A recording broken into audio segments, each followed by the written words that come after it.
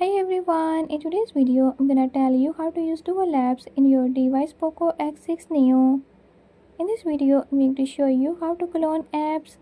But before we get started, don't forget to hit the subscribe button and ring the notification bell. Make sure to watch complete video and learn how can do it. Let's watch the video.